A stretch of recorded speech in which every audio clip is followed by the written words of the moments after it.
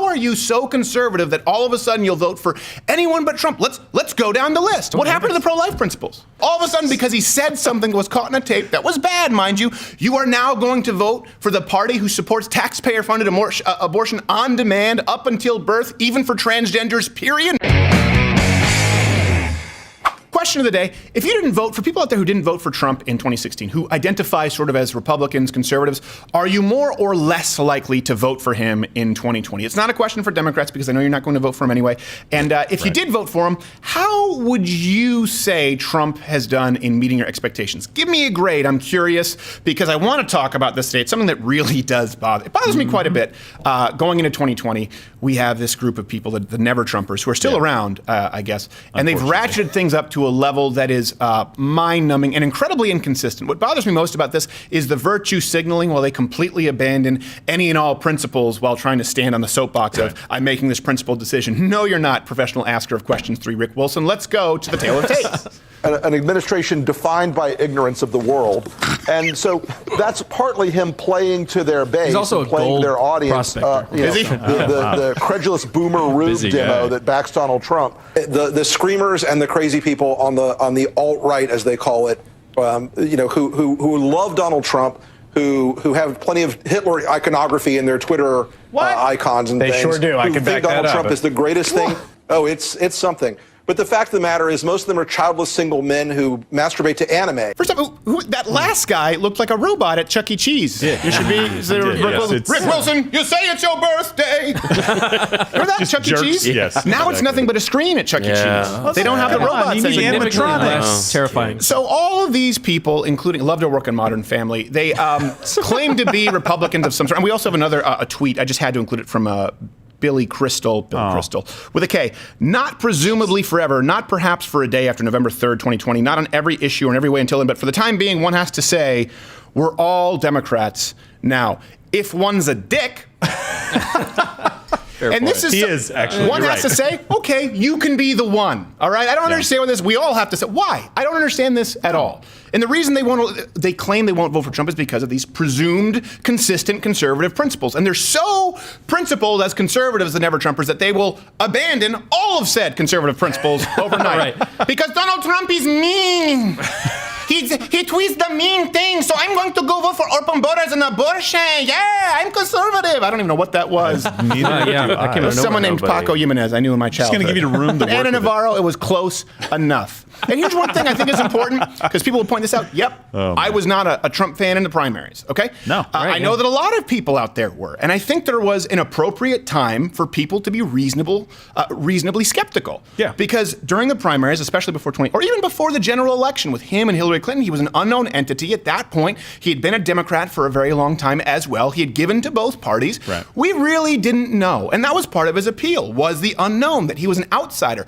I understand it. Okay, and I was wrong in the sense that, well, I wasn't wrong. I was right to be skeptical then, but I was proven wrong in the sense that my skepticism was unwarranted. Then I was sort of optimistic, hopefully optimistic, and I will say this, pleasantly surprised at this point. But in 2020, is he still an unknown? This is the thing that doesn't make any sense right now. I can understand Never Trumpers before 2016, but now as we go into 2020, anyone out there who feels this way, please send me your justification. How are you so conservative that all of a sudden you'll vote for anyone but Trump? Let's go down the list, all right, of your principles. The right to life. You're pro-life? That's a big one. What happened to the pro-life principles?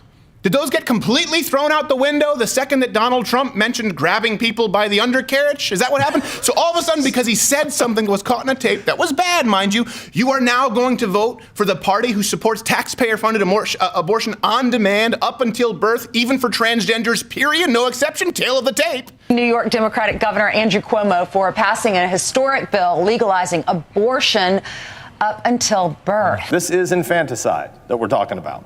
Republican Ben Sasse blasts Governor Ralph Northam of Virginia for supporting a bill in his state that would have allowed abortion up until and during birth. The infant would be delivered The infant It's would hard be for me kept to even watch comfortable. this clip. This is so The horrible. infant would be resuscitated if And the if more that's what context you add, the worse it mother and is. the Yeah. family Because desired. you can't explain And it away. discussion would ensue between the physicians and the mothers. Just because a woman, or let's also not forget, someone in the trans community, Oh, boy. a trans female, is poor, doesn't mean they shouldn't have the right to exercise that right to choose. It's not because they're poor. It's mainly the cock and balls. That is the reason they can't Doesn't fit through exercise the right to pretty choose. sure. I'd like to have an abortion. What? Behind the cock and balls? Is that what we're talking about? This is really important. That's awesome. The lesser of two evils. I hear Bill Kristol and Rick Wilson and all of these never Trump. And by the way, you're more than welcome to come on this show. I don't hate you guys. I just think you are so woefully wrong. The lesser of two evils would be that party, find me a single person, save for Tulsi Gabbard, who has put any restrictions on abortion whatsoever. Let's compare that as a lesser of two evils to Donald Trump, who has governed as arguably the most pro-life president ever. Yeah. Immediately when he became president, he reversed course on the Mexico City policy, was reverse. It basically means that we're not providing abortions or sending funding to abortions overseas. Yep. Then he enabled states to cut off federal funding to Planned Parenthood and other abortion groups while allowing them to provide some of these funds to other groups that help with crisis pregnancy that don't provide abortions. Right. He also cut funding for the UN Population Fund, which supports abortion, forced sterilization in China. And then, of course, he also rolled back the Obamacare birth control mandate that would force employers to have to pay for what they believe to be abortificants. Is it abortificants or abortificents? Like maleficent? Abortificants. I don't care. Abortificants. The point Either way. is, he couldn't be more pro-life as far as how he has governed, not to mention the Supreme Court. And you talk about lesser of two evils? President Trump's Department of Health and Human Services defined life as beginning at conception, which really isn't all that radical considering that's every science textbook ever. It's radical, though. And he was the first president ever to go to the March for Life. And some people... Which was huge. Well, some people say that was a political move. Here's the thing. I understand. Let's say that all of these steps were just political moves. They were calculated. Who cares? If your reason for not supporting Donald Trump in 2020 is your principles, you should still be happy with the outcome at this point. Let's go to the Second Amendment. You claim that this matters, the lesser of two evils. Well, what happened to your pro-Second Amendment principles? We won't even get into the First Amendment today because we know it's a lost cause for the Democratic Party. But the Second Amendment, let's just go down the list to number 2. Did those get thrown out of the window? Because now you can vote for a party who they want to ban all semi-automatic, not automatic, semi-automatic, which would include nearly all handguns and firearms. They want to create a national registry. And the justices, by the way, the left's justices have actually argued that private citizens have no right to owning firearms whatsoever. This is the lesser of two evils. We should take weapons of war off our streets. Hell yes, we're going to take your AR-15, your AK-47. No, you're not. We're not going to allow it to be used against our fellow Americans anymore. I think there would be a visit by law enforcement to recover that firearm and to make sure that it is purchased, bought back, so that it cannot be potentially used against somebody else. The only way Beto O'Rourke is wielding an AK-47 is if an Acme white flag going pow comes out. Exactly. Never Trumpers. It's the lesser of two evils. On the Second Amendment, under President Trump, we've seen rollback of Obama-era regulations, right? They took, a lot of people don't know this, took gun rights away from seniors merely because they needed help managing money.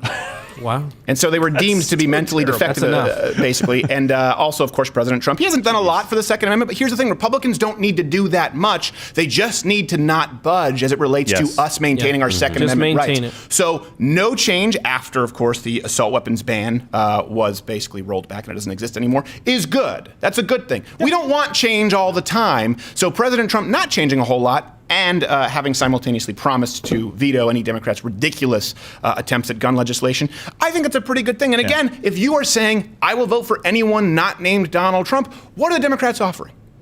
Never Trumpers, what are they offering? What's that sensible middle ground? Is it domestic abusers can't get? No, we already have that. Is it having to pass a background check? No, we already have that. It's banning all semi-automatic weapons and firearms that have magazine capacities, or at least banning the magazines that are over 10 rounds like we have in California, and then forcing people to have to register for ammo. Is that what you're talking? That's the middle ground from the left. So I would love to know, Ana Navarro and Rick Wilson and Billy Crystal, what do the Democrats offer you that you see as the lesser of evil in comparison to Trump's evil? Let's go to the economy, right? Because I wanted to start off with pro-life. Let's start with Second Amendment, kind of moral issues. Let's go to something results-oriented.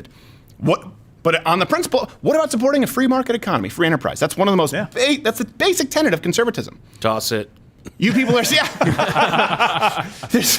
what they're saying. That's what, exactly. You just vote for the Democrat because they're not Trump? Okay, so I understand this. So the only logical alternative to President Donald Trump in the case of the economy is self-avowed socialists? Your alternative never-Trumpers is someone like Bernie right now who thinks that a 90% top tax rate isn't too high, lest you think I make this up. Radical socialist Dwight D. Eisenhower was president. I think the highest marginal tax rate was something like 90. It was 90. When you think about 90%, you don't think that's obviously too high? No.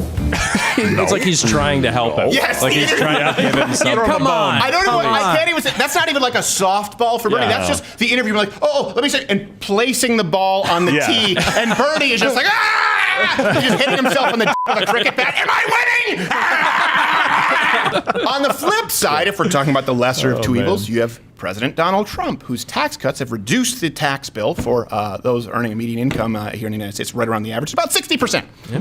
That sounds substantial. And while we're talking about results, not to sound like a broken record, we have record low unemployment, we have record low layoffs, we have more job participation than we've ever had. Of course, we see huge increases in household income, wage growth. That's an argument that's gone away. Record-breaking stock market. And I would love to be a Democrat in 2020. I want to see their sell when they try to tell the American public that they've been screwed by a president who has created record low unemployment, record high wage growth, stock market values, and as they stop to fill their tank top it off with some gas on the way to the polls that evening, it's $1.45. It's hard to sell that message that you need change when that's going on. That's why the Democrats have to. Now they're not LBJ, they're not JFK, they're not the party of the working class families. They have to go to identity politics, and that's why it's now the party of social justice warriors, because they can't argue on the economy. Average Americans, including average black Americans, minorities, period, across the board, all of them are doing better now. Anyone want to argue that people are they're worse off than 7 years ago under President Obama? Leave your comments. I'd love to see you heckled out of the comments. Let's go to immigration. Never Trumpers, your principles, immigration. So let's be really clear. Democrats not only want a socialist healthcare system, and I mean that, a socialized healthcare system. I come from one. I'm not using it as a racist dog whistle. I come from a place where I have buried relatives who could not get the kind of care that they would get here in the United States. It's a place called Canada, kind of little country to the north of us. Look it up. America's hat. They not only want to have a socialized healthcare system, which would put people in shallow graves, they want to extend that socialized healthcare to all citizens or non-citizens. Raise your hand if your government plan would provide coverage for undocumented immigrants. I like the last few. Cricket bat! Bernie's just like, everybody got their Everybody's got, me too? Okay. Heroes. The one or two, they were like, all right, I hope someone's watching this and changing my website really fast. Quick, get on that right now. Otherwise, Taylor Swift's going to start a petition. Oh, yeah. By the way, Senator Sanders even advocates completely pausing all deportations, even for, and this is important, wait for it, convicted violent criminals. Ooh. So we're going to end the ICE raids, which are terrorizing communities all across this country. Enforcing the law. We are going to impose a moratorium on deportations. Okay. So we're all Democrats? Really? Nope. One must say that, Bill Kristol. We're all Democrats. Let's pause violent criminals being deported. Let's give them all free health care, because that's a less radical idea than building a wall on the border. Right. And this is the bait and switch that you see from Democrats, right? You see this a lot. We've had this with Change My Mind. When people talk about immigration, they go, what about dreamers? Some people use the term anchor babies, but what about the babies who through no fault of their own, their parents migrated here illegally? Should they be? You know what? You don't care about that. That's not where our opinions diverge. And that's why I don't believe in trying to find a middle ground. Because if we were to say, okay, how about this? Dreamers, all of the children of illegal immigrants, they can stay. Everyone else gets the boot. No. Wait. Well, hold on a second. Where do you believe we should draw the line? Do you believe in deporting violent felons who are here illegally and overcrowding our prison systems? Give them the vote and health care. Yeah. Just like with abortion, right? They say, what about cases of rape and incest? You don't care about that. Why? Okay, if I were to say, all right, all rape and incest cases, abortion, no questions asked. Can we? No. Well, hold on a second. Where do you draw the line?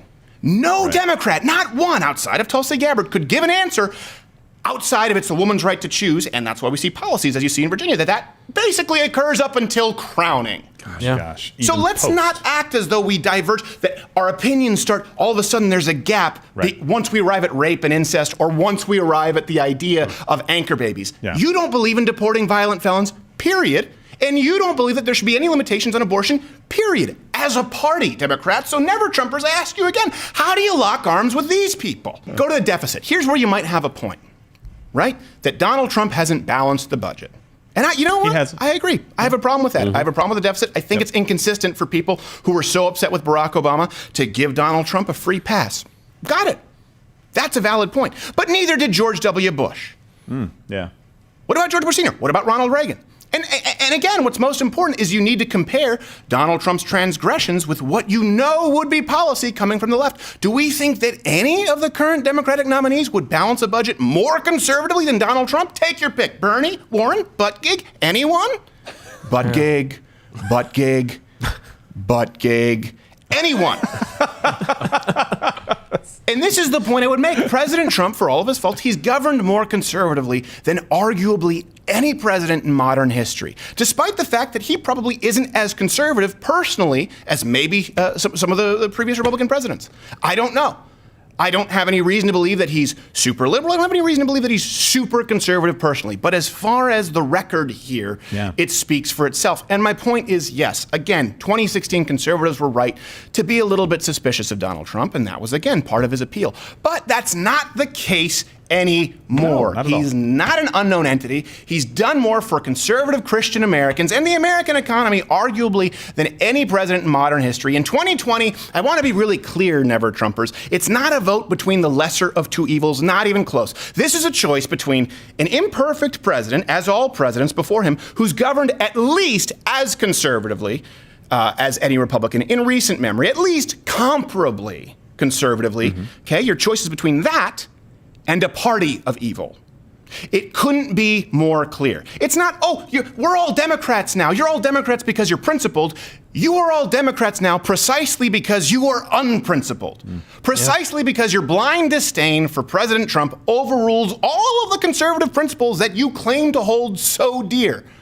So Donald Trump said, grab him by the pussy. So I support Ralph Northam and his platform. Hey there, YouTube viewer, you know the drill. Just click one of these other videos in a box playing up here. And I mean, there's an actual box. I don't, of course, mean that in the feminine, it's a slur, but that, of course, I don't mean box because men can have boxes too. And I don't mean to say box. That men can, there's like a DC outlet and an AC outlet, and they can be either one that they choose depending on the electrical current or the charge of ions, I think.